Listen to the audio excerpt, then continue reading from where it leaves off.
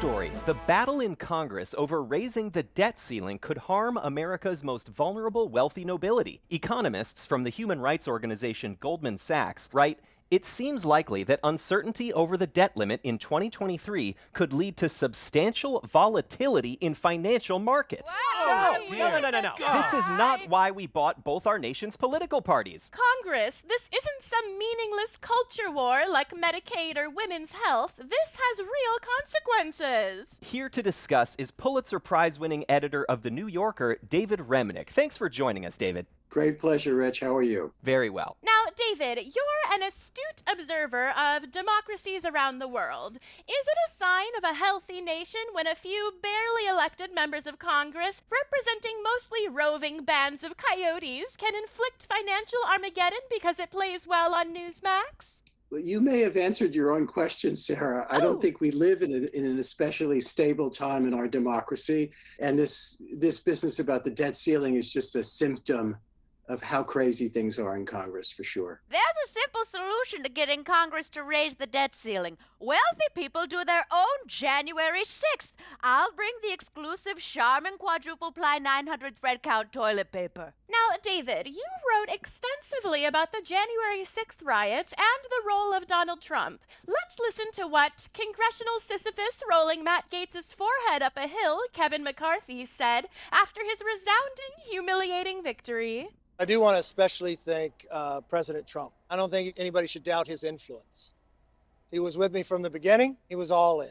He would call me and he would call others. Oh, come on, Speaker McCarthy. Donald Trump only has the suicide cult support of a mere plurality of Republicans in 2024. David, we in the media know that Donald Trump could never be elected President of the United States, especially after the January 6th report describing his disastrous presidency. Back us up. No, I'm not going to back you up. I'm afraid that a lot of people believe what he says.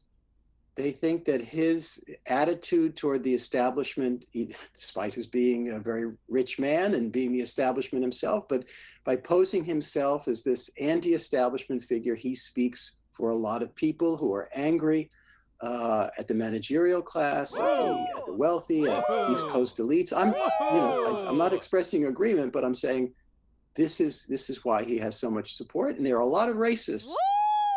Sorry, it's not good to be racist. But David, remember how that one congressman wouldn't talk to Donald Trump on the phone? That means he's not relevant, and I'm absolutely not desperately extrapolating because I can't handle counter-evidence. I think Eleanor's right about Trump's irrelevance, as described in my book, The End of Trump, which I published in 2016, as well as The Final Days of Trump, Trump in Exile, The Final Days of Trump, Part 2, Trump is Done, the final book, Now Trump is Done, the real final book, and the upcoming Now Trump is Done, the real final book, updated edition with that photo Eleanor mentioned. Now, moving on. David, as editor, you have final say over which cartoons will appear in the legendary pages of The New Yorker.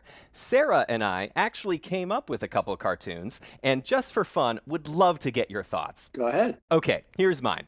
It's a dog at a restaurant asking the waiter, do you have any dog food that's gluten-free? We have 3 baskets. Yes, no, and maybe. We'll put that in the maybe basket for the moment. How about that? Screw you. jerk. That is funny.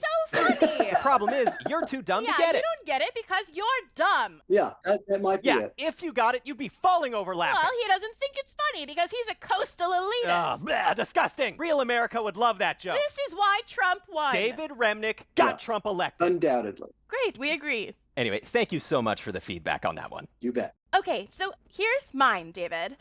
It's a cat on the stand in a courtroom, and he says, it's not indecent exposure. It's how I take a bath. What do you think? Well, You monster! What is wrong with you? That is funny. That is funny stuff. You're psycho. That's what you are. When Trump gets elected, which will happen because of your mind-boggling elitism, I hope he sends you to Gitmo. That's not a joke. That's what we want to happen. Well, that's all the time we have. Thank you, to our esteemed guest, the New Yorker editor, David Remnick. The New Yorker's edition of the January 6th report is available now. Thank you, David. You're welcome back anytime. Thanks so much. Fantastic. I love him.